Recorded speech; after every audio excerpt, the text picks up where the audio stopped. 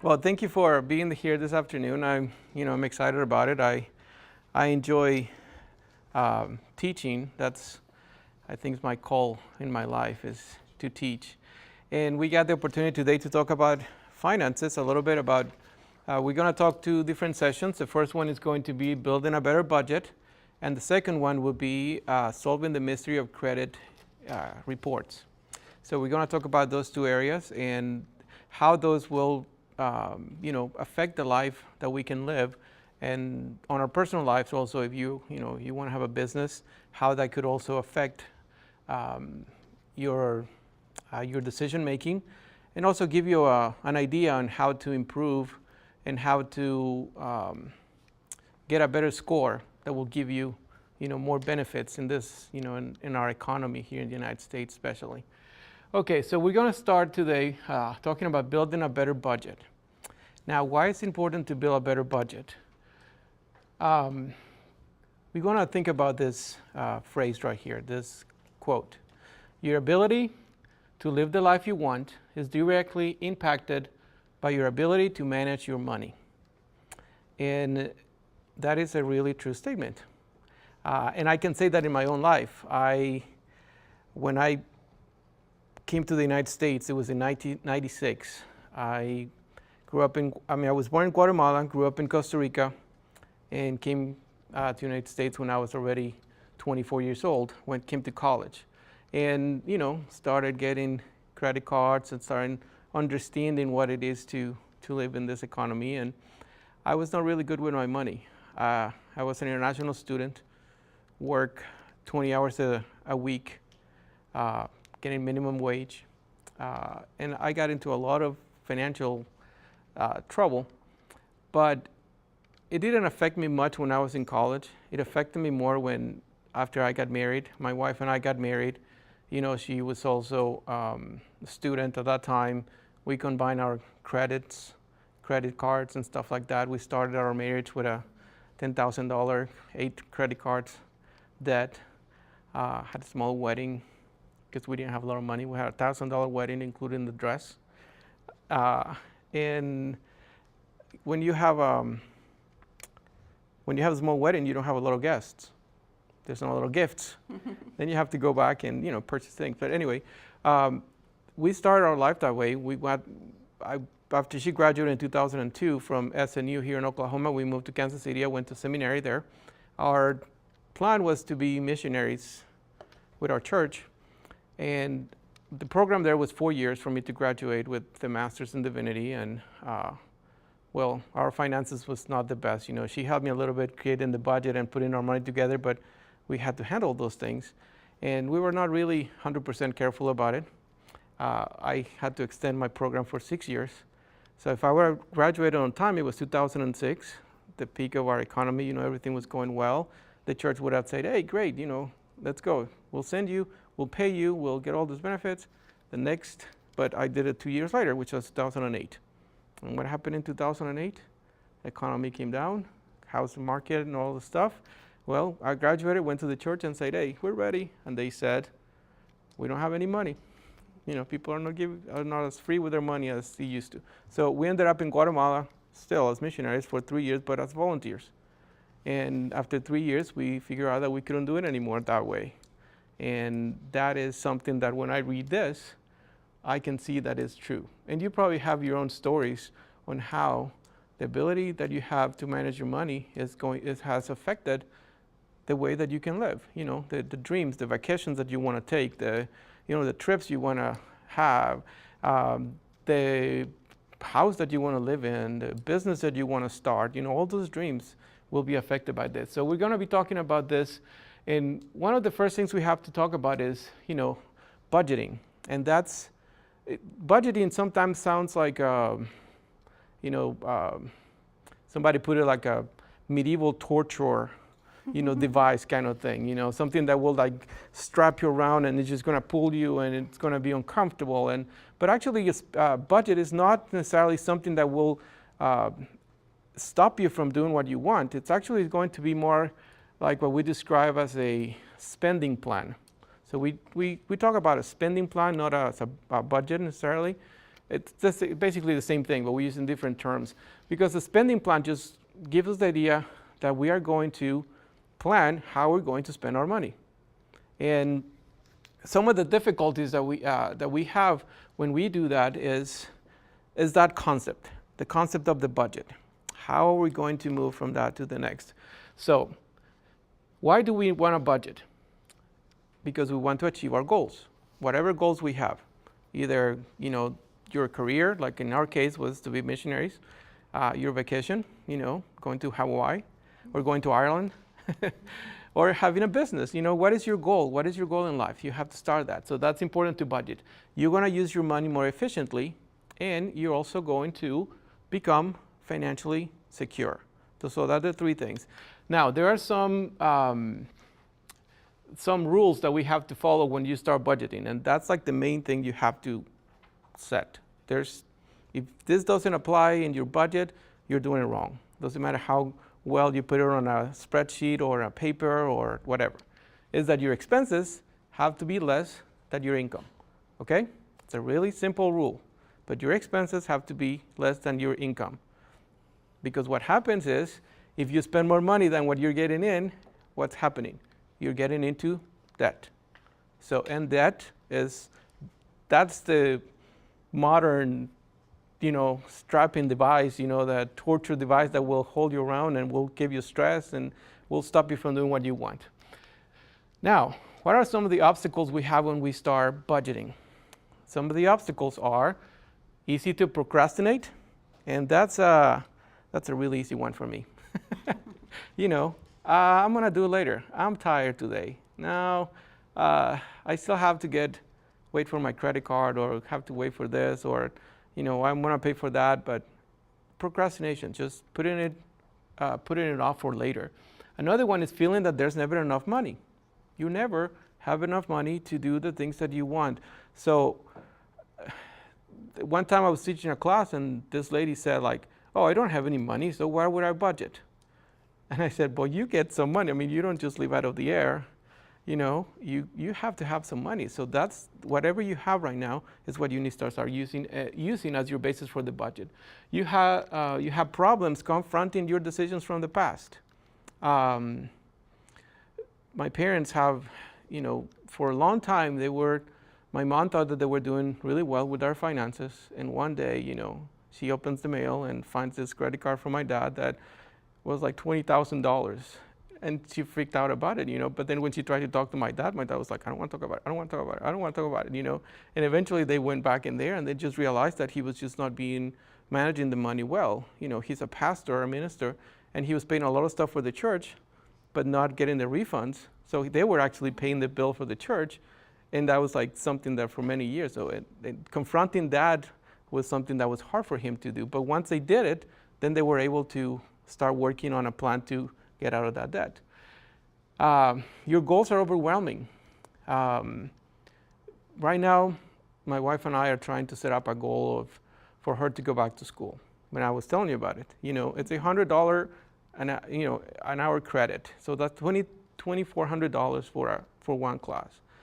And when we were talking about it, and she's like, I don't think we can do it. And I said, well, let's just set it up as a goal. Let's put it as a goal.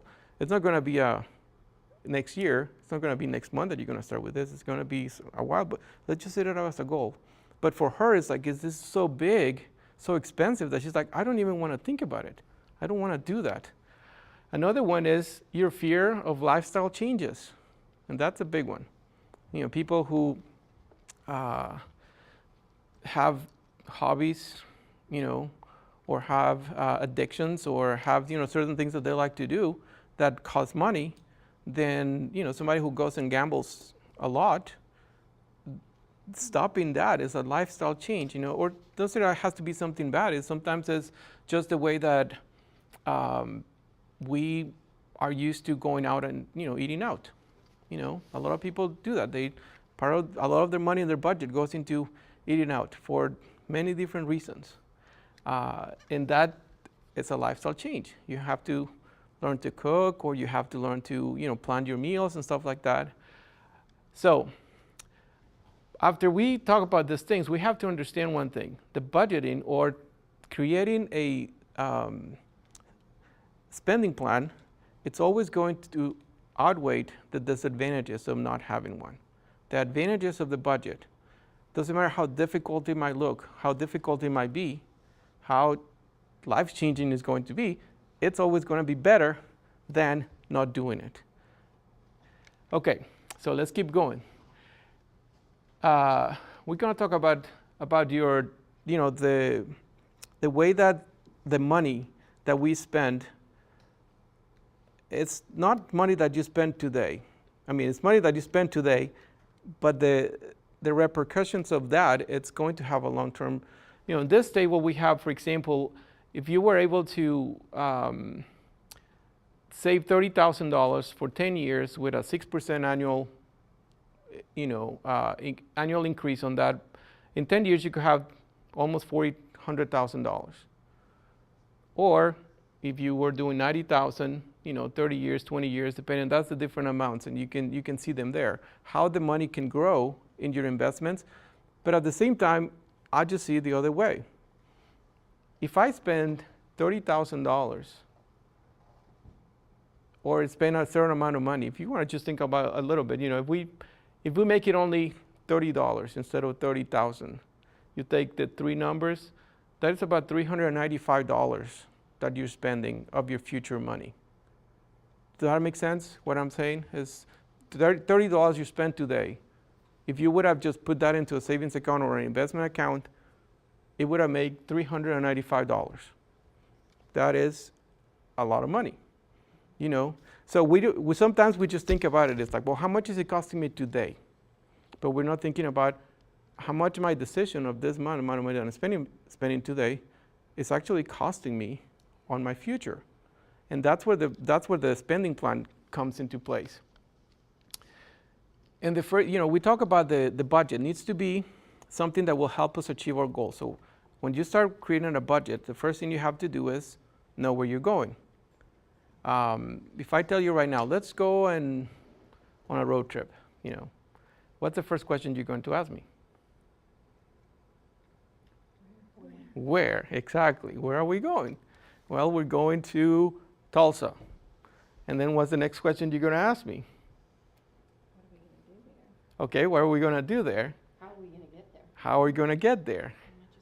How much is it going to cost? So when you have a goal, when you have something specific that you have set up, then you start asking all these questions that help you create a plan. So what are we going to do? We're not just going to go try to Tulsa and come back. That would just be like a waste of money and waste of time, unless you like road trips, just like riding. I was in college and I used to do that all the time. I have to go road trip to get here. You came from Tulsa. Okay, well in this case you came here, but you want to go to Tulsa, you will be going back home. Anyway, so when you set up the goal, you start asking the right questions, and then you can start making the plan. But when you're talking about your goals, first you have to be specific. I can say, well, let's go to California on a trip. Yay, let's go to California. Well, where in California? We're going to Northern California, the Los Angeles area, or we're going to Southern California. Depends on where you're going. And then what are we going to do there? Well, if you want to go to see the big trees, with the national park there, the sequoias, you're not going to go to San Diego. You have to go there. So you have to start making it specific.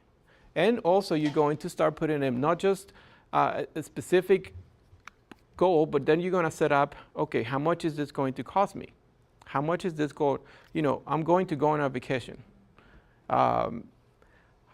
I would love to go on a vacation to Europe, but right now I have small kids. That's probably not going to work right away. But, I'm thinking, well, in 10 years, I'm going to go and spend, 3 weeks in Europe. That's a specific goal and has also a specific date. So I can set up that time, and what I will do is divide that amount of time that you have on your goal and divide it in how many months I have and how much money do I have to be saving on each one of those periods to reach that goal. The other thing it has to be, when we talk about measurable, that's what I was telling you, is you have to be able to measure. In 2 years, I will measure, okay, Am I reaching my goal? Am I going to where I want to meet my goal at the end? And the same thing you do with other things in your life. And it has to be reasonable and realistic. My plan is go to Europe. Well, it's reasonable that I want to go to Europe for 3 weeks. Realistic that I'm going to go in a year? Probably not. But realistically that I can go in 10 years? Yes, it's going to be realistic that way. But sometimes that's what happens when we have that problem of the overwhelming of, goals that are overwhelming, is that we just want to get it right now. I'm going to get it right now.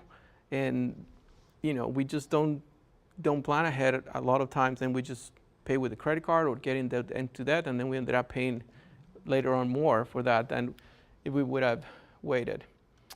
Okay, so this is a chart that will give us some examples of the financial goals. You have to think about the financial goals in 3 different categories. The first one is a short term, something that you can do within a year. Then you have the midterm goals, which is something you can do between 3 to 5 years. And then a long term, something that would be 5 years on. And in this case, we have an example of creating an emergency fund. It's going to take us 1 year, and we want to have $1,800 on that emergency fund. Well, that's 12 months. That means it's $150 a month that you have to be putting onto this. Now, once you start working on your budget and you see how much money you have and what your income is, what your expenses are, then you can figure out, okay, is it going to be realistic that I can save $150? Like if I look at my budget right now, I would say I don't have $150 right now, but I have 75. Okay, so I'm going to start putting 75. So it all goes together, but you have to start thinking in that way on the short term. Then, if it's something that might not be realistic on a short term, then you move it into a middle term. Now, in this case, we have a repaid debt. Whatever amount you have, $5,000 worth of credit cards. It's going to take you 3 years, 36 months. That's $138 that you're going to be paying on the credit card to get rid of that debt. And then you have long term, which could be if you have small kids, college, like for me, it's like I'm thinking long term will be like paying for college for my kids, or saving some money for that, or saving for a car for them, or if you're thinking about retirement, or different things like that. So you start putting those into this long term, the long term process for your goals. Okay, now let me go back in here. We were talking about short-term goals, emergency funds, and that's one of the first things you have to set up on a budget. When you start putting together your budget, you have to think in creating this safeguard, for your life. So, because what happens many times, and that happened to my wife and I, is like we were able to reach certain point in our life where our finances were finally getting into place, but then something happened. She got pregnant. Well, now we have to start spending money on that. Or, we were thinking, well, we're going to get to this point right now, and I'm going to graduate. Our debts will be paid, and we'll be able to do that. Well, now there's not a place for us paid, so now we have to raise our own funding for that. Or, you can think of examples that happen in your life where things that you don't know that are going to happen. You lose your job, or, your company goes bankrupt and they start laying off people and things like that. So the first thing is, let's build this emergency fund. So what you do is you think about 3 to 6 months of basic expenses. And we're talking about basic expenses is not, eating out or paying for parties or stuff like that. It's how much is it going to cost you a month to cover all your expenses, your minimum expenses. So it would be like your rent or your mortgage. How much is it going to cost you to pay for your electric bill, your water bill, regular maintenance for your vehicle if you have, it's part of the time of the life of the vehicle. If you have a car payment, how much is that going to be? If you have medical expenses, well, how much is those medical expenses are going to be? You have to be paying for medication. How much is that going to be? So then you add all those things, and then you come up with a number for a month. You say, like, if I didn't have a job, if I didn't have to spend any money on anything else, how much money do I need to actually the minimum amount of money I need to live okay for this month. And then you multiply that 3 times 6 or 3, for times 3 or times 6 or times 4, whatever amount of time. And that also depends also in the level of your, your job level. The more money you make, then probably the longer is the amount of time that you need to save. The more money you need to have saved. Because what happens is if you're making more money, then you're spending also more money, and some of your expenses will be higher. And at the same time, it's harder for you to find another job that will pay you the same amount of money because of the level that you're in. Entry-level jobs, it's paying $25,000, $20,000, $30,000. It's a lot easier for somebody to find than if you're making $40,000, $50,000, $60,000, $75,000, $100,000. It's not as easy. My father-in-law, he was an executive for one of the newspapers I think it was in Minnesota, and then they let him off. He got his severance paid and everything, but it took me almost 3 years to find another job that will pay him something similar. In that, he was doing other stuff in the meantime, but it took them 3 years to get to a point where he can make the same amount of money and they could go back to the same lifestyle that they had before. And this emergency account has to be on a liquid account. A liquid account doesn't mean you have to put it in a water bottle. So it just means you have to put it on an account where you can actually get it quick. Don't put it on a CD or an investment account or an IRA where you're going to be paying penalties if you need to get that money out. It has to be on a savings account where if the emergency happens today, you can just go to the bank and say, hey, I need my money. I'm going to take it out right now because I need it. Okay, so the second thing you have to think of when you start to do your budget is you have to think about repaying your debt. If you have any kind of debt, that's the second thing. First, emergency. Second thing, start calculating how much debt you have and then start paying that off. If you need to cut on services in the short term to be able to pay those off quick, we have on our website, there's a thing called Debt in Focus, which is you go there, it's a free service, it's anonymous, you don't get to identify yourself in any kind of way unless you actually want to.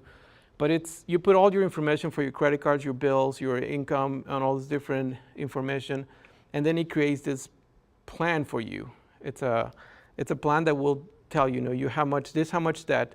If you make a payment of this amount every month, this is how long it's going to take you to pay it. If you pay this amount, it's going to take you this amount of time, and stuff like that.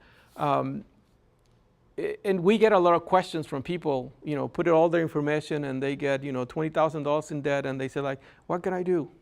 What can I do? And then one of the responses that I give them, and most of the time, is, well, you have a roadmap right there. This program just gives you basically a plan. It just creates this plan for you. Pay $75 on this credit card, pay $80 on this one, and this is how long it's going to take you to pay it off.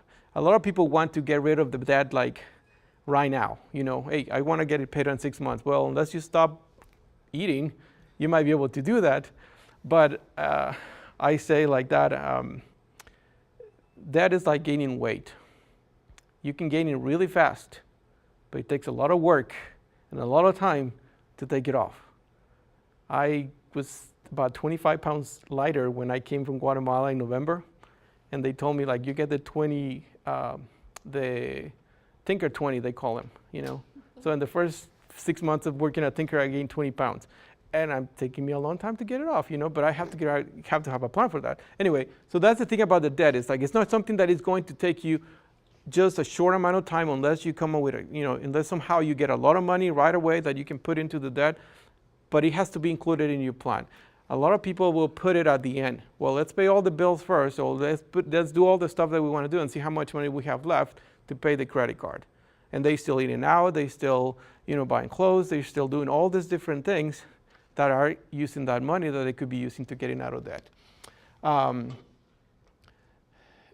Just as an example, if you have a balance of $2,000 on a credit card with a 19.8 APR with a $40 annual fee, if you only make the minimum payments, it will take you 31 years, and you will be paying $10,200 at the end of those 31 years.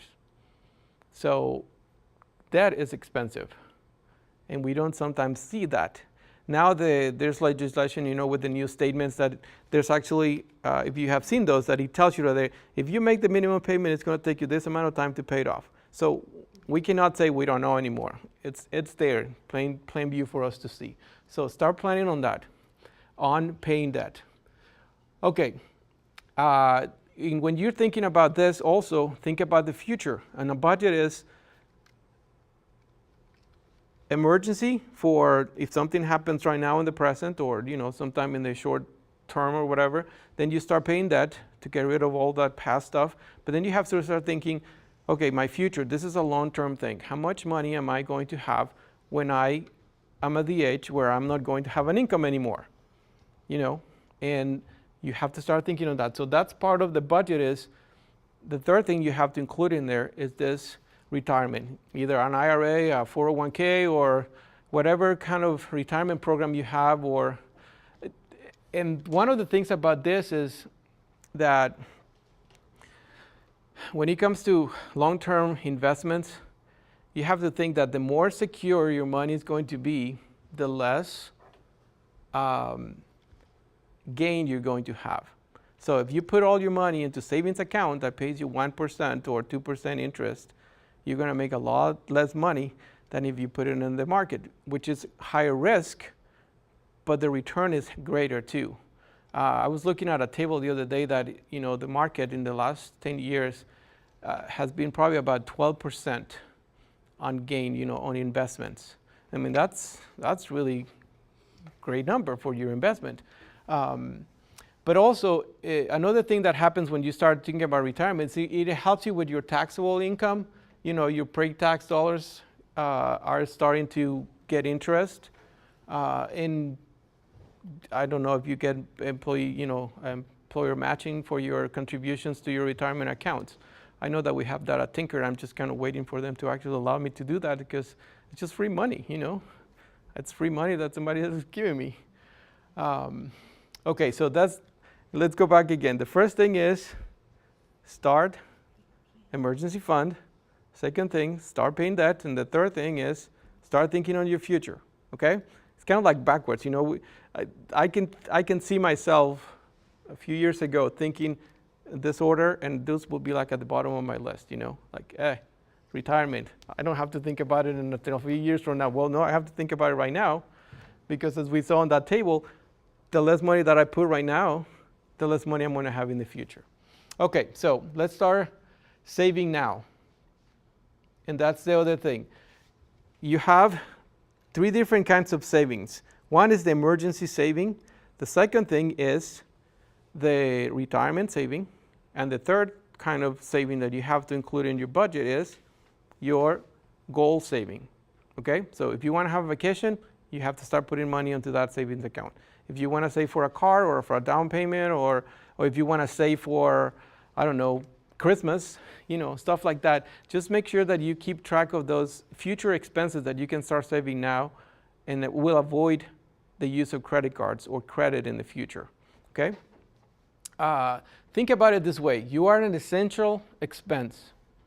You are an essential expense. One thing that I like to do, and it's like, I'm just going to ask you this, stand up a little bit. Not a little bit, let me stand up all the way. Yeah, I know it's kind of getting heavy, so let's just move get our flood blowing. But we're going to do this exercise. I want you to look up at the ceiling right now and imagine that there's a clock right there, okay? Now you're going to go with your hand, you put your right hand or left hand, whatever you are, up and start going on a circle about the size of a basketball, going clockwise, okay? So start going clockwise, and you're following the clock right there, and now you start going, moving this down, moving your hand down a little bit, all the way down to like in a spiral, about the level of your eyes. And now you see your hand going in circles right there. It's not going to hypnotize you and fall asleep, okay? So just don't do that. Keep going down. Now it's, about your midsection, you have your hand right there. And now look down and see if you're going clockwise. No? You're not going clockwise. You're going clockwise, and suddenly you're not going clockwise. That's the magic trick. It works. You can sit down. It worked. Yes. That is what I call the trick of perspective. Why is that when you start, your hand never changes the movement? You always keep going in the same direction. But what changes? Your perspective. You're seeing one thing from the bottom, and then when you get up here, you're seeing it from the top. And the perspective changes. And that's what happens when it comes to all these different things about budgeting. It's like our perspective at this particular moment might be, hey, I don't have enough money. I don't have this. I don't have that. But, when you realize that in 20 years, or in 10 years, in 5 years, things are not going to be like that. Or when you get to Christmas, you think, like, I don't have any money to save for Christmas right now. But when you get to Christmas, you want to spend the money. You want to buy the gift. You want to do this thing.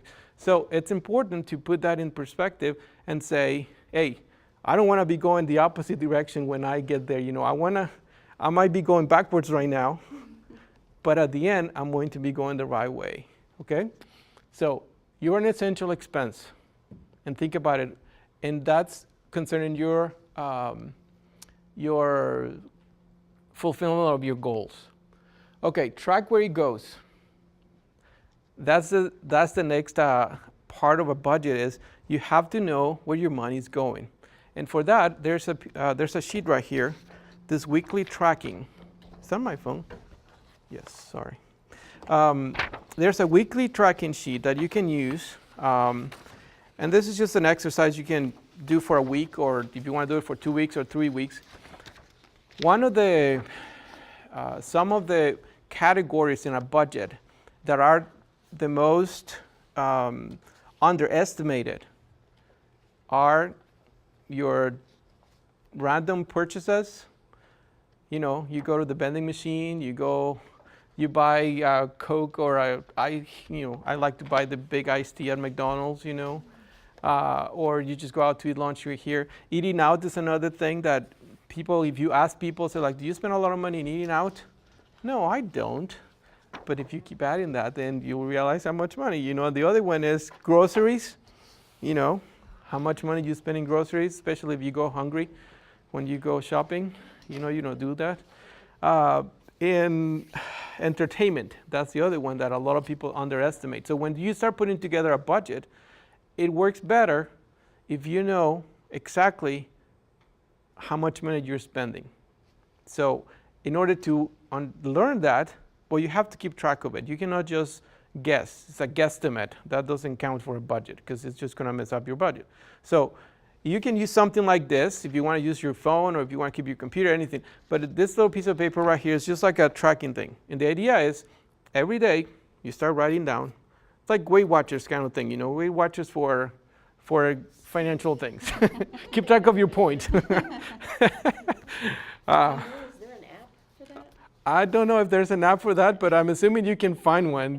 There's probably an app for everything right now. If not, that would be a good business starter. Set up an app for keeping track of your daily expenses. I think there has to be one that you can do, but just keep track of that. I mean, include if you buy a magazine, a newspaper, if you buy a piece, gum from the supermarket register, when you're doing your shopping there. Anything extra. I did this for a while, and I was wondering, it seems like I never had cash. That's one of the problems is when you actually have cash. Cash is like water; it just floats away. As easy as I get $20 in the morning, and by the mid-afternoon, I'm like, why do I have $2 in my pocket? But I started doing this, and I realized that I was buying. Around this time of the day, when I start falling asleep, I will get up, go to the vending machine at the office, and get a Mountain Dew to keep me awake. And sometimes one Mountain Dew will not make it, so I have to buy another one. Anyway, I keep track of this, and I was spending, I was buying like an average of 1 bottle a day, and that was $1.25. That's $6.25 a week. Times 4, That was like $23, $25, something like that.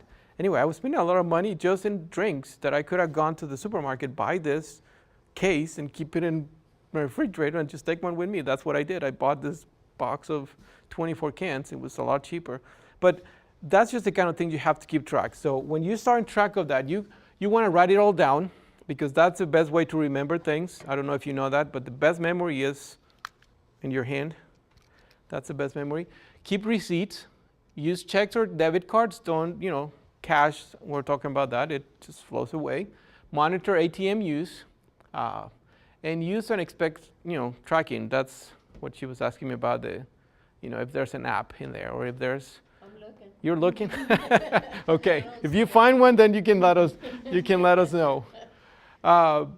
But then, that's the way you keep track of your money. Just make sure that you know where it's going, because if you lose track of your money, it's just going to disappear, and you will never know where it's going. Okay, construct the budget. You can do it on paper, you can do it on the computer, but just make sure you write it down. And the way you do that is, you have one column where you're going to include all your income. Your withholdings should be correct on your taxes. You have to make sure that you're getting there, because if you're taking more money out of your paycheck than what you should be paying in taxes, you get a great return at the end of the year. After tax, it's not after tax, it's like in the tax season, you get money back. But, they say it's like giving the government a loan they're not going to pay you interest on it. But it could be money that, it might not be a lot of money every month, but it's extra money that will help you keep balance on your budget. Okay, so be conservative with not guarantee income. We were talking about, what was the word that I use? I always forget that one. Underestimate. We're talking about entertainment and all these things. You underestimate. This one we always overestimate how much money we're going to get. Hey, I want to get money from, I don't know. I always do this to my wife. I do like freelance translation in Spanish for our church, and she says, how much money are you going to get? I don't know, probably about $300. And when I get the check, it's like $175, because I do the work so fast that they don't pay me a lot.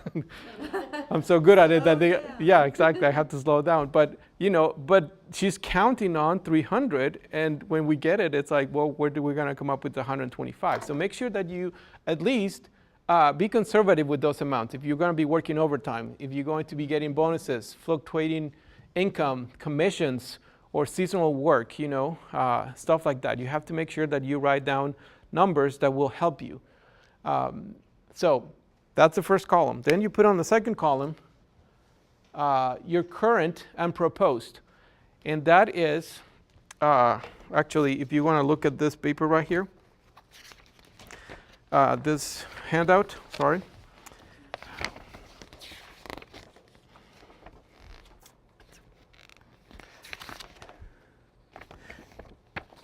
This expense worksheet right here, it's on like the middle, where the staple is. Anyway, there's the first column, monthly expenses. You have how much your monthly expenses are right now. You keep track of them with your tracking sheet. You look at your bills, you look at your statements, figure out the amounts for these categories. And then on the other one, then you put a proposed amount. Okay, well, we're spending $160 in cable and phone service and this, and internet. Okay, is there a way that we can get it for cheaper?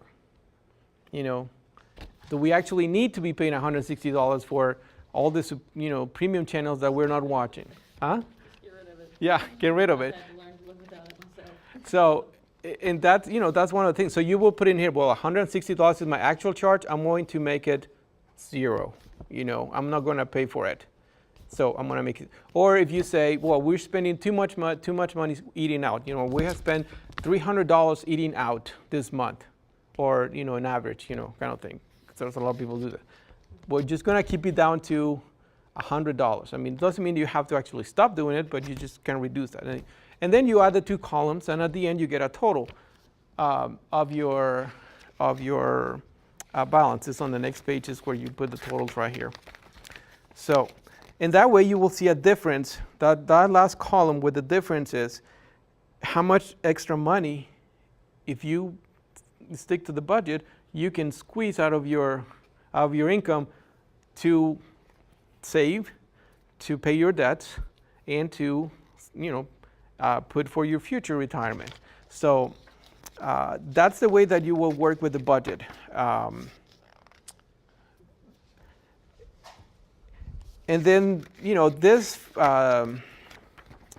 chart that we have on this is just like a sample. The categories might not be the same, that stuff that you use. I mean, this is more like the most common categories, but if there's something else that you need to add in there, you can add it or subtract it, or if you want to put it on a spreadsheet, which is what my wife does. Every time I start messing up on my budget, I get an email from her with a copy of our budget. Just a reminder. That's better than my husband. He gives me a nice little lecture. Oh, he gives you a lecture? Yeah. Sometimes the lecture doesn't work. It just creates more problems sometimes a bit. Yeah. So anyway, so you're looking at that. Now, the last thing in here is you have to start looking at what is your essential and discretionary income. Okay? Not income, sorry. Yeah, your essential and discretionary income. What is the things that you are going to be put in there on that category of the savings for emergencies? Those are the essential things. In the budget that we put together with my wife, we have the rent, the car payment, car insurance, or the homeowner's insurance, and all the stuff, which is something that we cannot change. And sometimes those will go up or go down. I was doing a presentation to somebody and said, anybody has a question? And this lady said, why is my insurance going so high? It's like, I don't know why it's going so high, but that's the kind of things you have to be thinking about, that some of those numbers, even though have been fixed for a while, they might change, especially like insurance. If you get into an accident, your premiums might go up, stuff like that.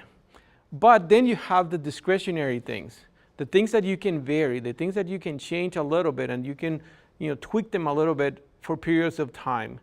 For us is internet, cable, and eating out, and the budget for clothes and the budget for entertainment. Those are the kind of things that we can say, well, this month, because we have to pay for this other thing, we're going to reduce expenses here, but then we'll be able to reach. So there's this fluctuating process on certain part of your budget. So you have to keep track of that. So the budget is not something that you set one time and say, well, this is my budget now, and this is going to be forever. No, every month you have to keep track of that. You have to be periodically evaluating your budget to see if it's working. It's like I had to be on medication for a while, and it was a medication that is not something you're supposed to take for the rest of your life, or just like a pill, something for right now. It's like something that I need to take for a specific amount of time. So I almost had to go to the doctor every week. First at the beginning it was like, okay, how is it working? Is it making you feel better? Is it doing it? And then I will go and he will change the prescription and then move, okay, you take a little bit more, you take a little bit less, take it in the morning, take it in the afternoon, whatever, and then just move to the next one. And we went like that until, eventually we got a rhythm on the thing. And now it's like, instead of seeing him every week, I'm seeing him every 2 months or every 3 months, So that's kind of what's going to happen with the budget at the beginning, because it's going to require a lifestyle change in our part. We have to keep track of it, keep evaluating it, and making changes, tweaking it here, tweaking it there, until we get to a specific rhythm. And then eventually you will get used to that and you will start working on that. So some action items that you need to start thinking.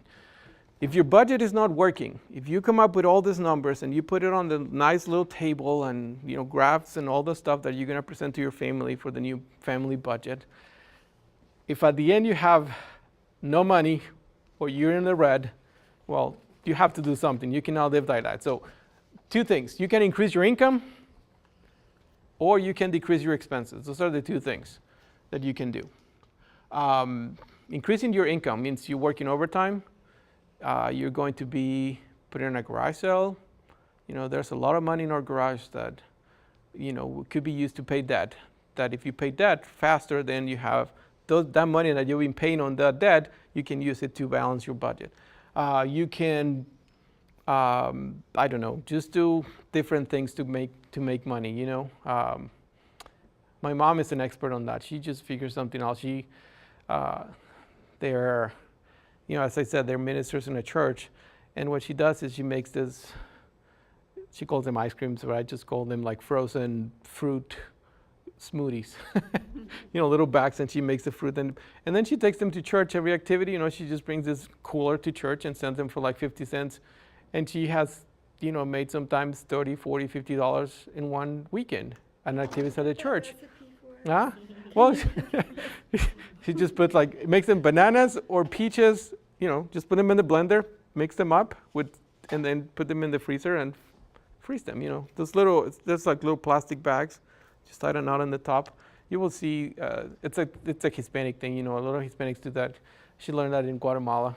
But she makes, if she does that like 2 or 3 times a month, she makes, $100, $150 extra dollars a month just doing that. And it's not every day. Selling tamales. I don't know. If you like to bake, if you like to bake or things like that, I don't know. Something, just think about, especially like when you have hobbies, if there's a hobby or something that you like to do, that's a good way to think about how you can make some extra money. And again, doesn't have to be something that you will making compared to your salary. But if you just make $50, $100, invest in 2-3 hours a week, that extra money, those $50 will make a difference in paying your credit cards. Will make a big difference in paying your,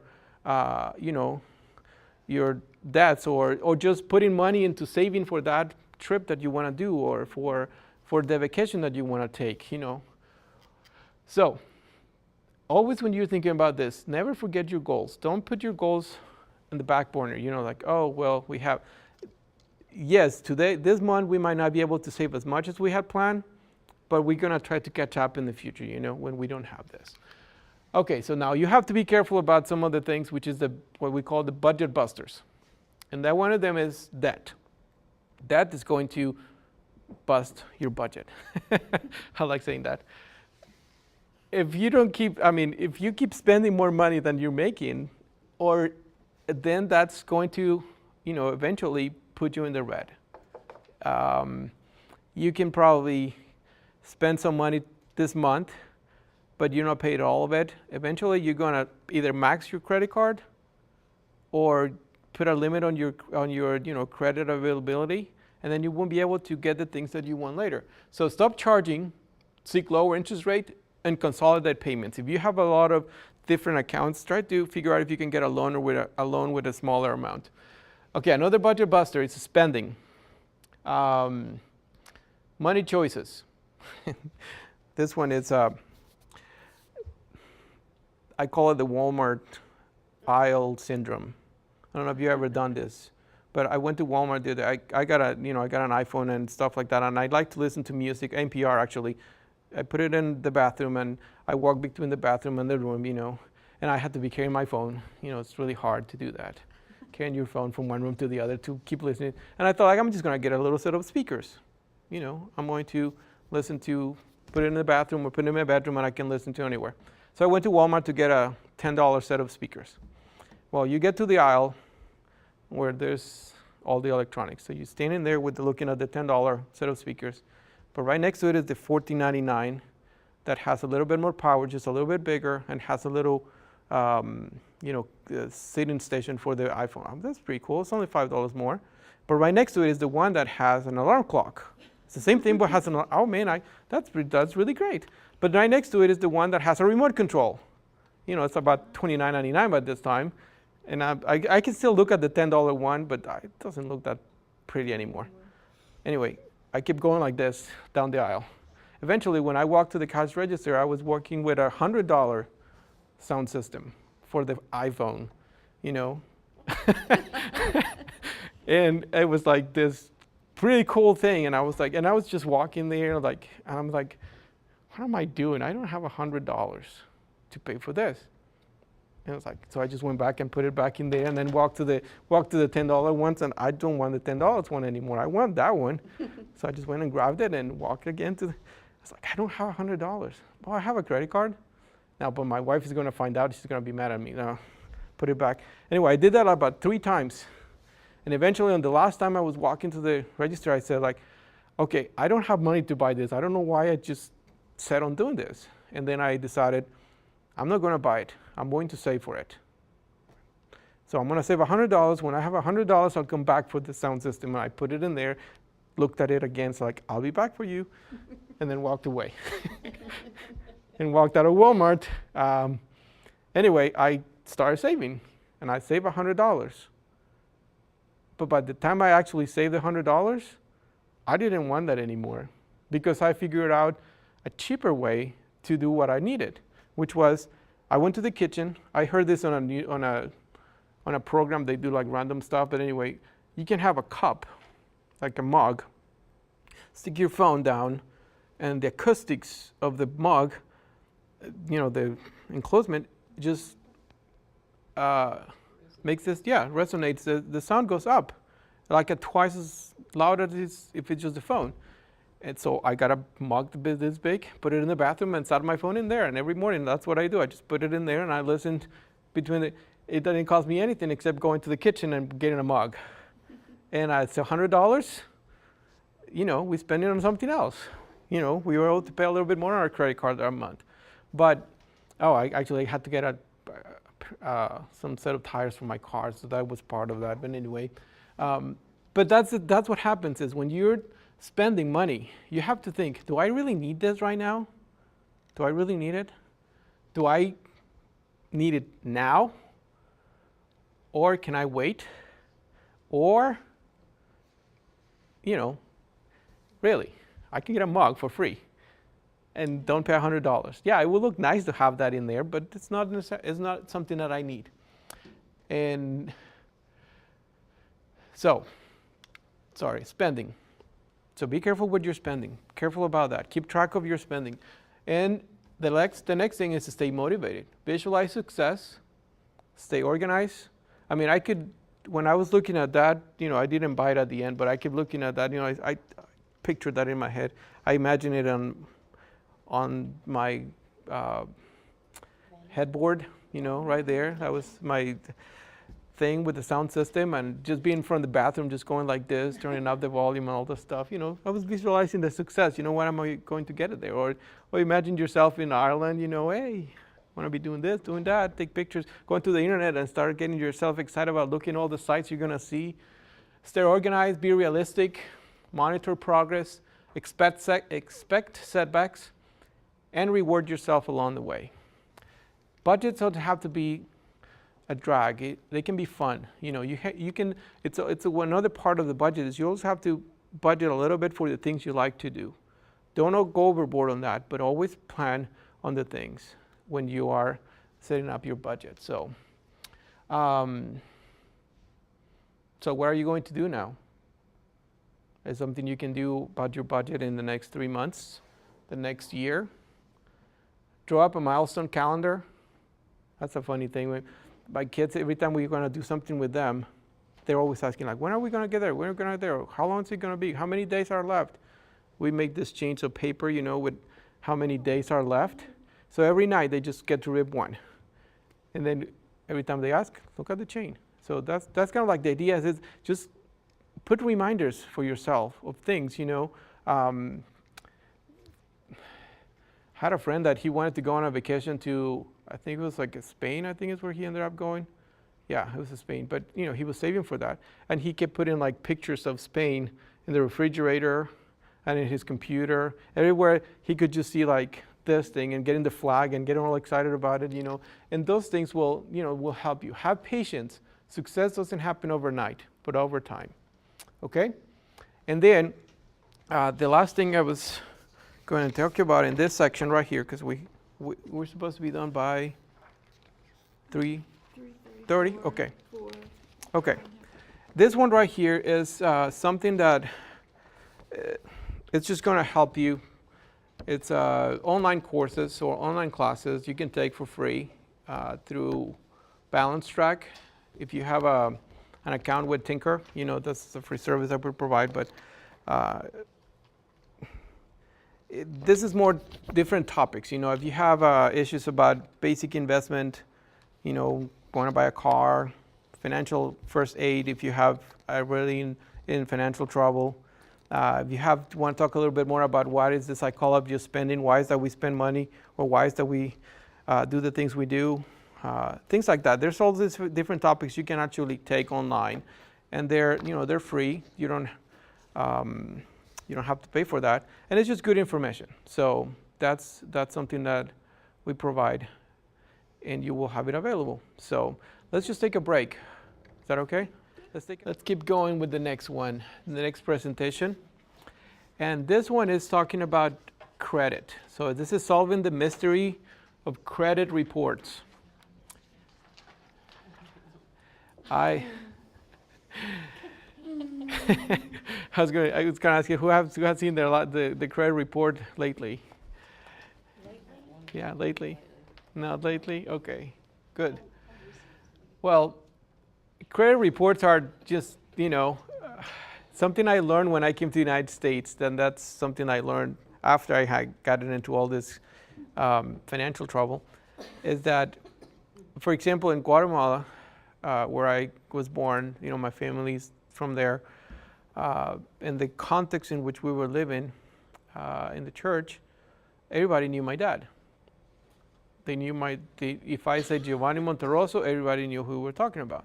So I could go anywhere and I could say, I'm Giovanni Monterosso's son, and they will just be open to helping and doing all. So sometimes, in some places, your name, your last name, your family has this weight. Well, in the United States,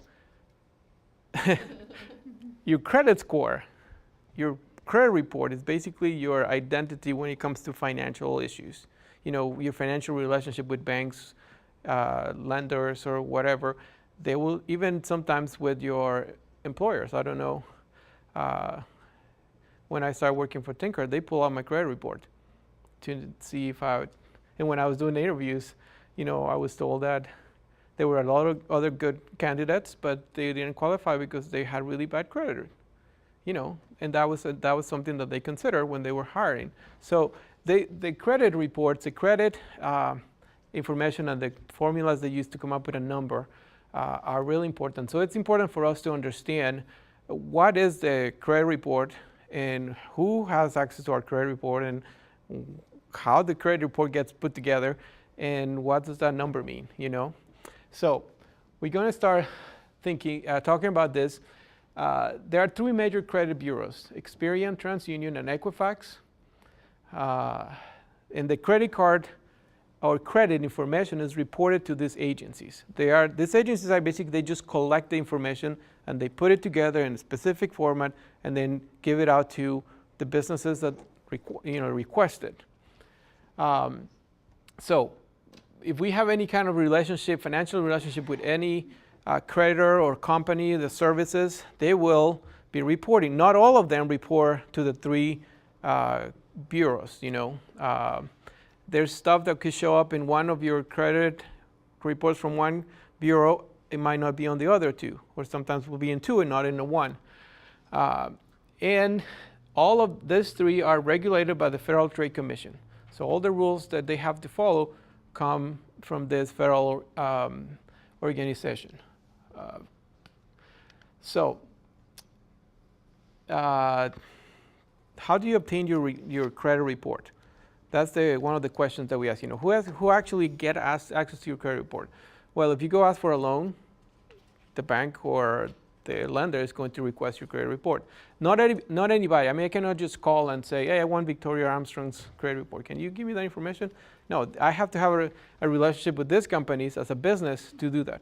Now, another thing is we have to understand is that the bureaus and the credit report was created to help lenders. They're not there to help consumers. So they're not there to help us, they're there to help the lenders. So, and because they only collect the information, they don't verify it if it's true or not. So that falls into our shoulders to make sure that the information that is on the reports is correct. So you can obtain your reports for free going to that annualcreditreport.com website. That is the annual, the Fair Credit Report Act. I always forget the name of that. The rule now is that the law is that you can get one copy of each one of the credit reports from each one of the bureaus. If you go to this website, it's actually just a portal where you request and say, I want to get the 3. So then it basically keeps sending you to the websites of the different bureaus so you can pull it out. You can see it online, you can request them to send it to you, and then you can review it. And actually now they have process in which you can dispute the information that it's on your credit report, starting the process online. And we're going to talk a little bit about more in the future, after a while. Okay, so there are places where you can get the credit report, like that commercial with the guy with the guitar, free credit report. Those are not necessarily free. They will get your credit report, but you have to pay for it. You have to subscribe to some of their services, and then they give you one. Now, what you will get is your credit report, but you don't get your credit score. The credit score, that one you have to pay for it. Okay, so you get the information that they have, but you don't get the number that they assign to you. Okay. And one more thing about this is because you can get one. If you haven't seen your credit report in a while, it will be a good idea to pull the 3 of them. I did that. In one of them, it shows that I have 2 Social Security numbers. And that happens to be the one that Tinker pulled out when they were checking for my credit report. They pulled that one down. And they were asking me, why do you have the Social Security numbers? And if you look at me, they would think hey, what are you doing with 2 Social Security numbers? That would be the first impression probably. But then when I asked him for the second number, I said oh, well, that's my dad's number. Because my dad, for a while, we both went for Giovanni Monterosso. Eventually, I changed it to Giovanni Monterosso Jr., but then I realized that I'm not actually a junior, so I just changed it to Giovanni A. Monterosso. But while we were in Guatemala, we didn't have a home here in the United States, so we used my parents' address as our mailing address for our bills and stuff. So when they pulled the information, because the mailing address, our bills, and everything matches, and the name at some point in the past it matched, so it just clunked that in there. So I had to dispute that and had it clear up, but it was only one of them. So I could have pulled the other 2 without not knowing this information. But if you haven't seen it for a while, pull out the 3, check them out, and then after that you can stack them. Pull one out every 3 months or every 4 months, so you can have one free on that 12-month period. Okay.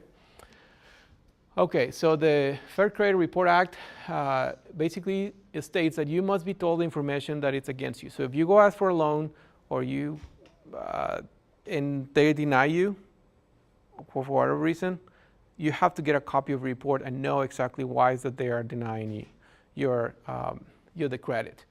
You have access to your own file.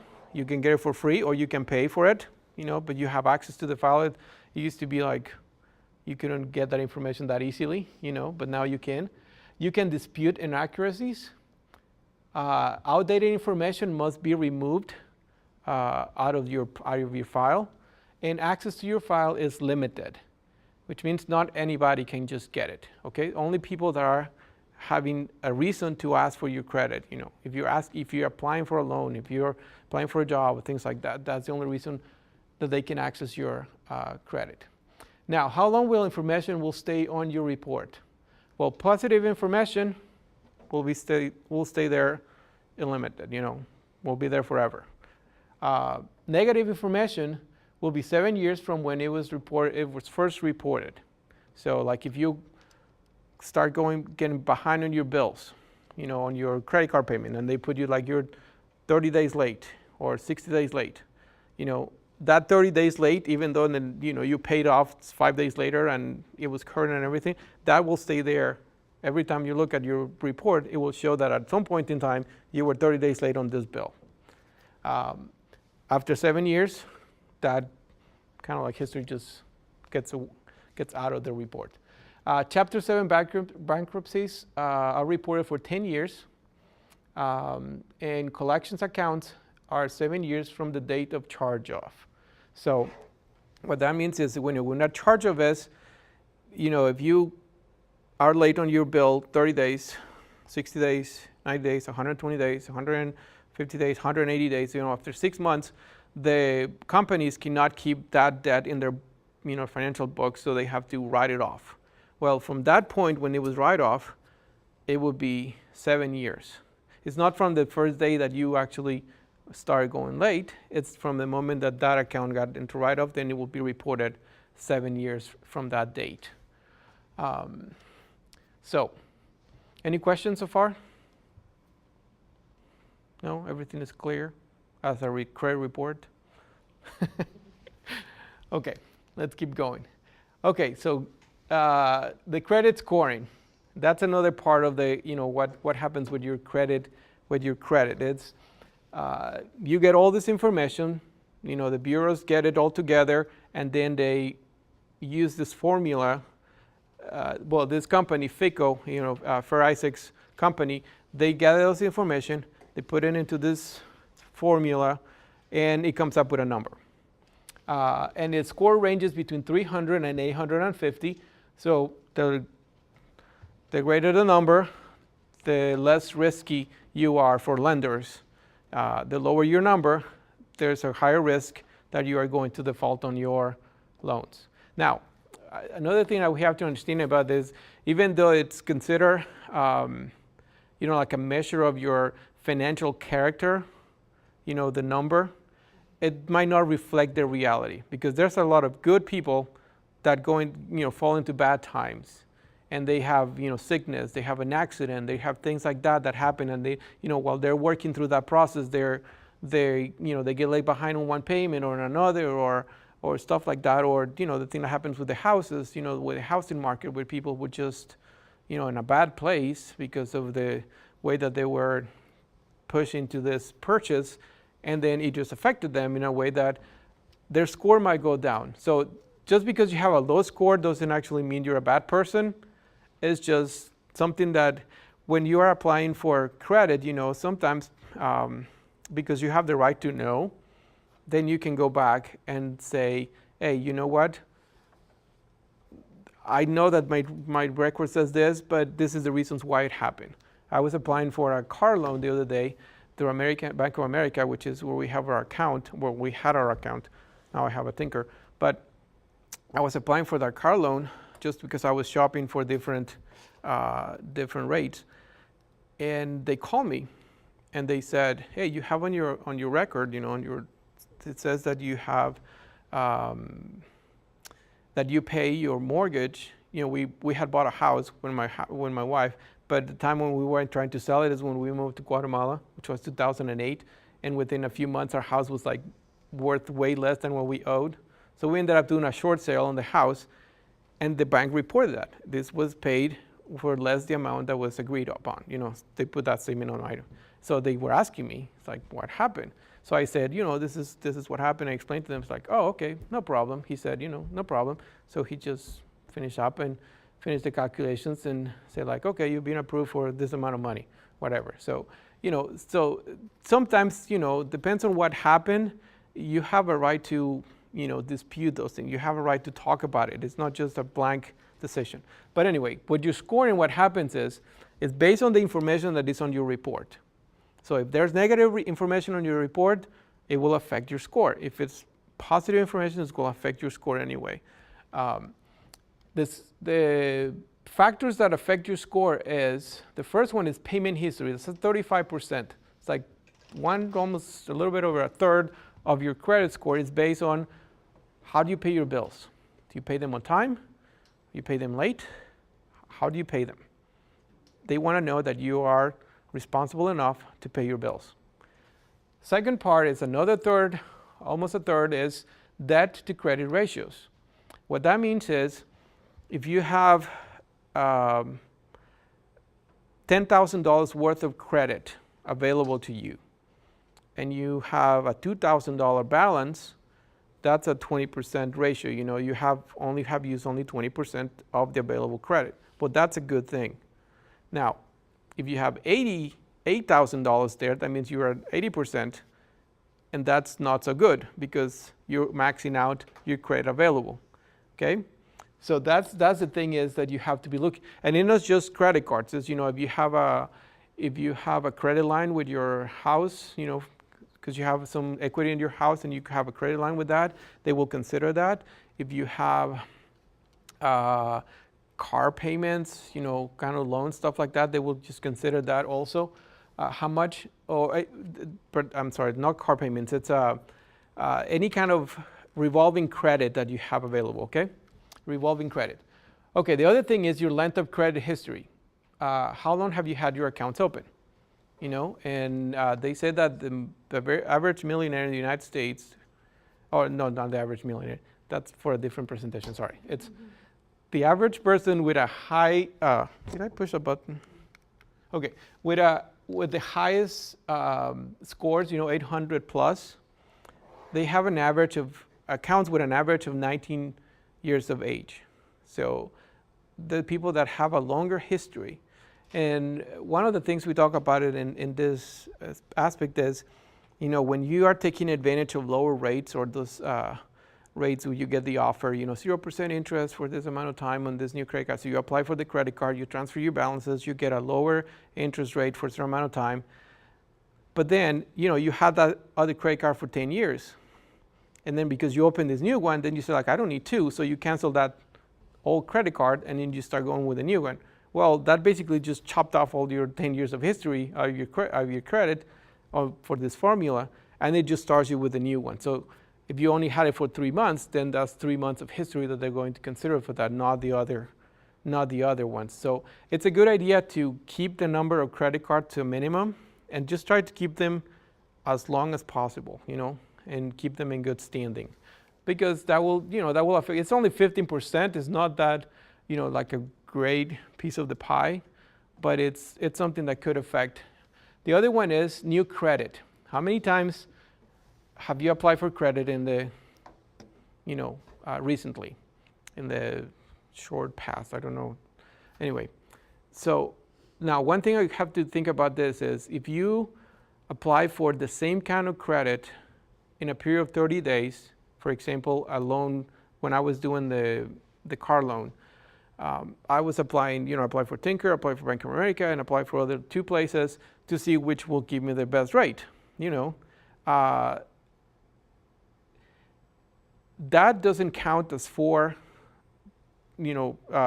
checks on my credit. It's only 1 because it's a 30-day period. If you're looking for a mortgage, if you're, whatever kind of loan that you want to get that is similar, then it will not affect you as individuals, but as a packet, okay?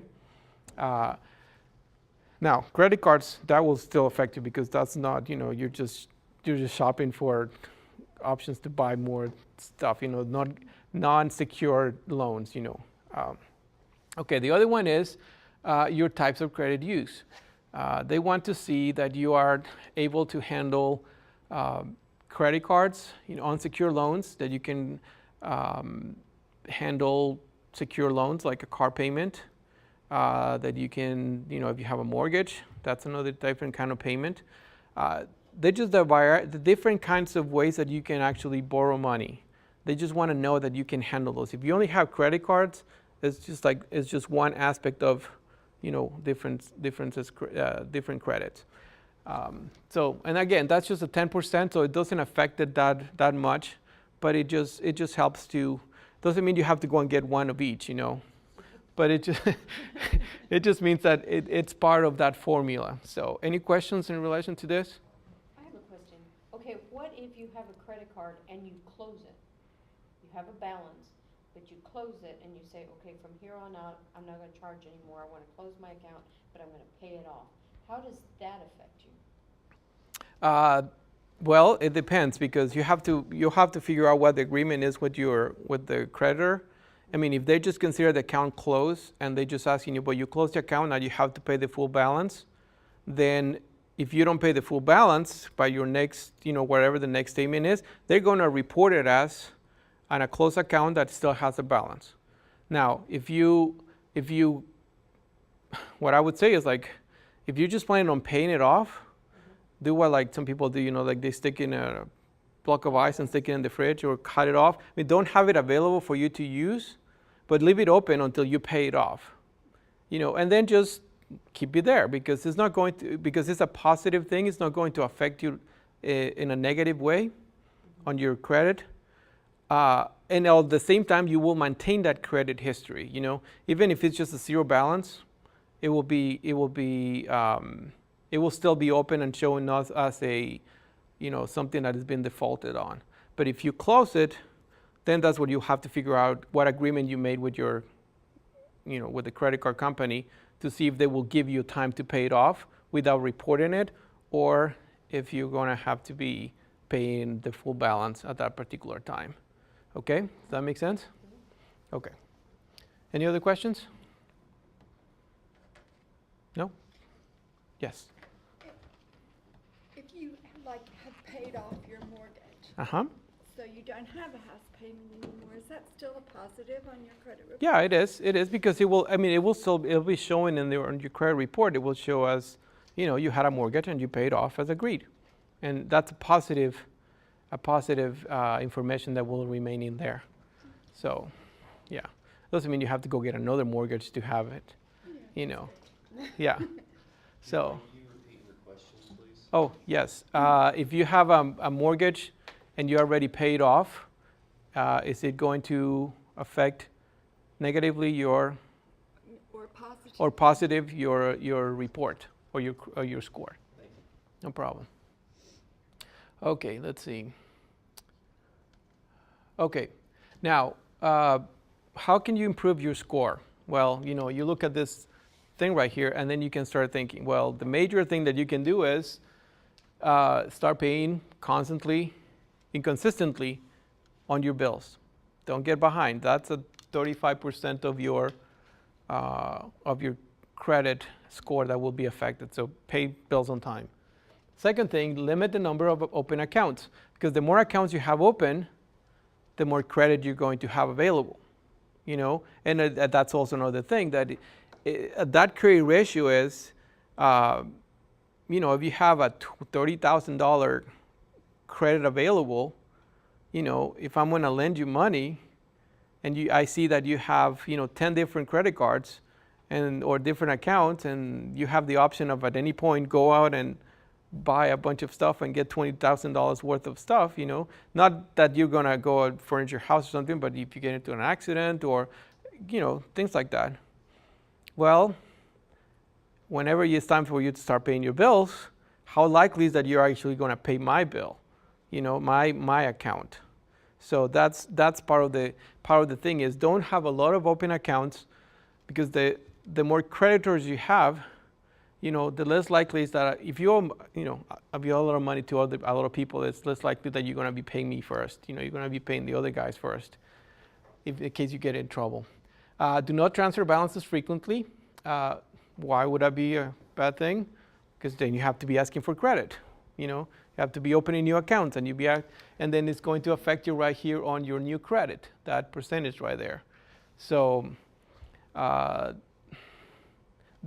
and if you keep, two things are going to happen when you start transferring balances frequently. Well, you start asking for new credit, that affects you in that way. Second thing, you're going to be either keeping a large number of accounts open, or you're going to be canceling the old ones, and that will shorten your credit history. Okay, so it's not a good idea to just shop for those every month, see which one can give you the best rate. There was this case of a couple that, they were making really good money. They were making, six-figure salaries, and they wanted to buy a house that was $400,000. They had a really good salary, really good income. They went to apply for it, and they were denied. And then they were like, how are we denied for this? We have money. Well, what they realized, when they went to the financial counseling person, they realized that they had about 40 accounts open on their names, because they keep spending money and then just transferring the balances, and then just keep leaving this, So they have all this. They had the money to pay it, but when you because because when you're looking at your credit score, it does not consider your income as just the stuff that it's on your credit report. I mean, for them, was like her credit score was like really, really low. So they had to work with that and start canceling accounts, and through the process, they clean up their report in a way that 6 months later, they were able to go and apply for their loan again, and they were approved for the loan. Okay, so that's part of this. Keeping your balances low, don't transfer balance frequently, repay all delinquencies if you have all accounts that are open. And the only way sometimes people will know is by looking at their report. There was some person, there was this lady that came one time, and she wanted to review her report because she started, she was trying to apply for something, and they were telling her that she had a delinquent account. She had an account in collections. And she's like, I don't have an account in collections. I don't have an account in collections. And so she pulled out her report, and they figured out that there was this, it had been like many years before that she had moved or something like that. I don't remember exactly the details, but anyway, she had moved, but there was a balance left on one of the utility companies. And it was like, $16, $17 or something like that. And she never knew that was the case, so she never paid it. It went to collections, and then that didn't stay in there, and they just lower her credit, and stuff like that. So she just had to just write a $17 check, But she would have not figured that out until she actually checked the credit report. So, okay. Correcting inaccuracies. That's another way that your credit score can come down. As I told you before, the score is based on the information that it's in there. And the bureaus are not asking, hey, is this information correct? They're not calling you to ask, hey, we just got reported this that is late. Were you really late? They're not doing that. But, and sometimes, like what happened with my case, that my dad's social security number was shown in my report. And now, actually, thinking about it later, I realized that I was having trouble when we were getting our car in November. They couldn't figure out my social security number. They keep asking me for the number. They keep asking me for the number of the car dealer. And I was like, I don't know. Finally, they just gave us the credit on my wife's name because they couldn't figure out mine. And it's like, that's weird. But I never actually knew exactly what was going on until later that I realized 2 social security numbers. But anyway, if you have an inaccuracy, well, you can start by writing a letter requesting an investigation. When you send a letter, you include in there just really simple a statement saying, my credit report shows that, I is reporting my second social security number under my name. I just want to say that this is not correct. This is my social security number from my dad, and we had the same address for a period of time, and it might just be inaccurate. This is not. And then, I send the letter, and then they got 30 days. The bureaus have 30 days to respond to your request of an investigation. If they cannot respond within 30 days, then that information needs to be taken out of the report. And they just take it off until they finish the investigation. So if for some reason that investigation that they do comes within the 30 days or whatever, and the thing's still there, then the second thing you can do is you can contact the creditor that is reporting that incorrect information.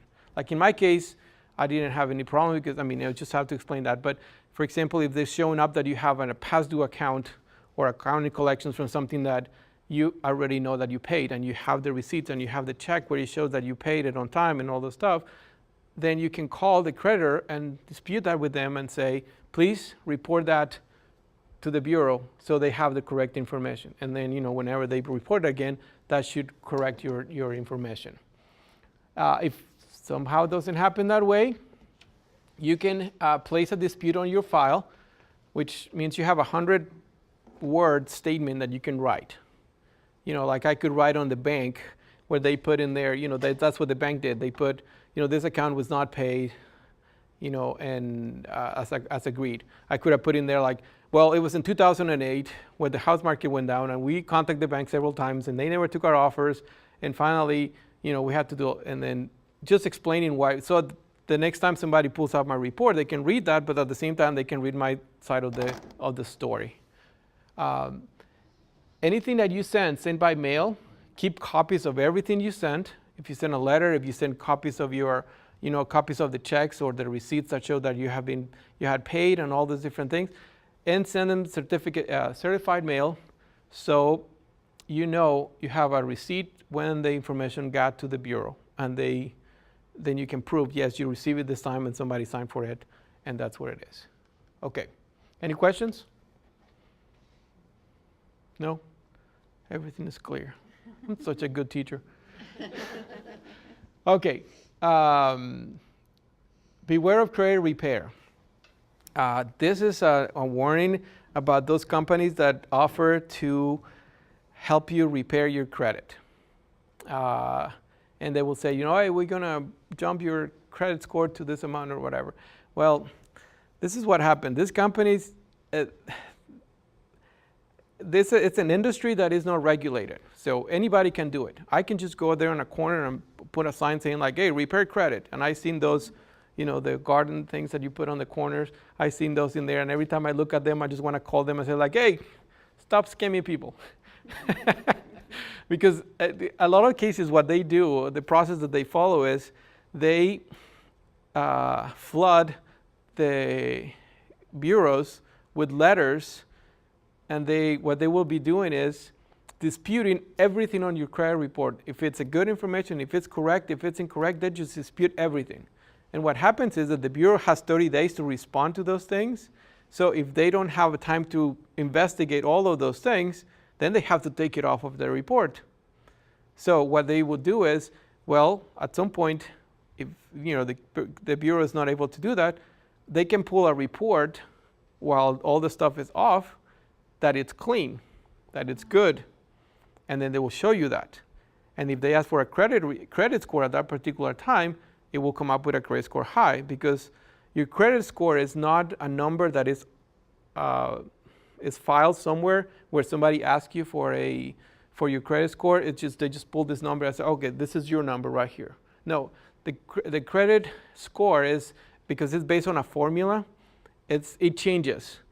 Because at the moment that you request that, then they pull the information that is at that particular moment in the report, they run the formula, and then they come up with the number. So they will do that. You have a high score.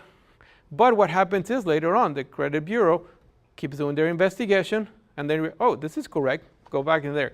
This is correct. And then you start putting all this information back into the report, and then you ended up with the same thing that you had before, except with 500, 400, 300, 600, whatever you pay this guy to do this thing for you. And that's just one of the scams that they do.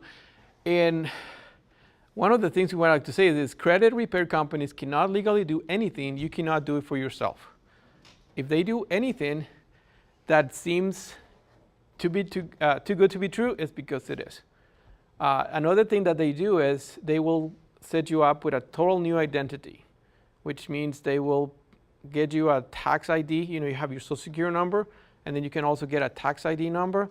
Well, they will create a whole new history for you based on that tax ID number, which is not legal to do, because it's not you. And those are the kind of scams that happen with these companies. There's credit counseling agencies that can help you. For example, the thing that I was showing you from the Balance track. Balance is also a company that partners with our credit union and several others to provide counseling, credit counseling. So you can call them and say, hey, you know what? I got my report. I need help. I don't understand something here. And they will sit with you, and they will just go through your report, and they will help you. And if there's something to dispute, they will guide you to the steps. They will not do it for you, but they will guide you through the steps for you to actually do it yourself, which is write in the letter, disputing the charges with your creditors or with the credit bureau. As long as you have the proof that all the stuff is correct, then it should be clear up of your report. And don't leave wrong information in your report. You never know when you're going to need, that. Need a good credit or a good credit report. So just make sure you clear that up. Okay, so the sections in the report. First one is identification, has your name, date of birth, social security number. Then the public records, they scan all the different courts and judgments and stuff like that that are under your name. Bankruptcies, judgments, liens, arrears. Then the next section is your payment history. The name of their creditor, how long it's been open, how's your payment history been with them, and if it's open or if it's not open, if it's in good standing or not good standing. And then inquiries, which is at the very bottom of the report. It will show you how many people have requested your report. Another one thing in here, sorry, just let me go back in here. It's not in this, but if you have asked for a correction on your credit report, and it's granted, they correct your report. Anyone who has received or has requested your credit in the last 90 days can get a copy of that. They get another copy of your report. So for example, if you went to get a car loan, they deny you, you get a copy of your report, you dispute the things, and then you see that it was a mistake. They correct that, then that car dealer should get another copy of that just to make sure that they get the right information. Probably by that time you already got a car somewhere else, but Okay, so any questions on these things that we have talked about so far? No? Wow, good. Trade lines. That's just what I was telling you about. The creditor's name, the date of last activity. That is this section right here, your payment history on the accounts. That's just the different elements that you have in there. Identity theft, preventing fraud. You have to protect your information. That's the only way you can do anything with this. And one way that you can do that is keeping track of your credit reports. Because if somebody's using your identity, it could take a while to get that fixed. But you need to work on that. If you have a problem with identity theft, the process that you have to follow is you have to file a police report. You have to contact the credit bureaus just to let them know, hey, I'm being victim of this. Contact your creditors to let them know. Contact any other affected organization, the DMV, your Social Security, financial institution. Monitor accounts and review credit reports quarterly. Because you never know. Somebody could have started using it. They stop for a while, but then they might try to use it again in the near future or the future. Okay, so the three bureaus that we were talking about, they're not the only ones. There's also the check system, and this is open. It's like specially used for banks. When I was in college, I used to buy like $32 pizzas. You know what a $32 pizza is? It's when you're hungry in the middle of the night and you call Domino's, and then you write them a check for $7, but then you know that there's not enough money in their account, so they cash the check, but then your bank charges you $25 for the non-sufficient fund charge, and then you pay $30 for a pizza. I was not smart, I'm telling you. I ate a lot of those $32 pizzas.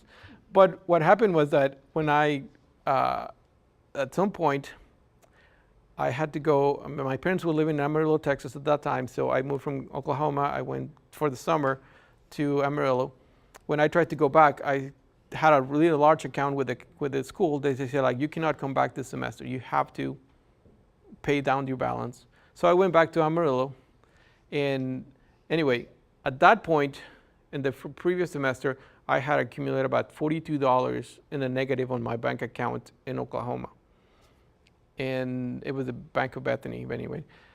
So when I went to Amarillo, I started working. I went to community college there to keep myself busy, and I tried to open an account with the Amarillo Bank of America, the Amarillo Bank. And when they pull out the records or whatever, they said, we cannot open you an account. I said, why not? Because you owe money. You still have a negative balance on an account in Bethany. That's what this is the check system. Is those things, the banks keep track of each other. I mean, not to each other, but they just help each other that way. So you cannot just be running in red in one bank and try to open an account in another. It's a school, class is over. Oh, great. Okay, I think that scared me. Okay, National Tenants Network is this, it's not so popular here in Oklahoma, but places like Chicago or Los Angeles, stuff like that. It's just, keep track of if you're living in good terms with your renters, your tenants. Anyway, used by landlords and reports evictions. Okay, any questions? It's a lot of information, but hopefully it hasn't been good. Okay, so with a little effort and a lot of awareness, you can have and keep an excellent credit history and a high credit score. Okay? A good credit score can save you a lot of money on your budget. What is a good credit score nowadays? Usually it's about 700. Yeah, like some of the premium, 750 will be like an excellent. If you get to like 780, 790, doesn't make much difference between that and having an 850 or an 840, because you know, for example, in Tinker we have you have the premium rates for those who have a 750 up, you know, and then you have the next one, which is the 700 to 749, and then below 699 under, then you get a different rate, and usually it's like about 0.25, 0.75 percentage. So if you get like a 700, it's like kind of like the average. If you want to have a good, it would be like 750 and up. Yeah. Any other questions? Otherwise, we're done. No? Thank you. Good. Okay, well, I hope that this information helped you, and I think there was one more handout in there that I just wanted to mention really quick. Oh, this one right here. This is the credit report review. If you need help with reviewing your credit, the information is right here about how to get that, get your report, and also help you get it reviewed through the balance company that I was mentioning about. Okay? There's the information right there. Well, thank you again for being here tonight, this afternoon, and I appreciate your help. Thank you so much for coming and sharing this Oh, information. no problem.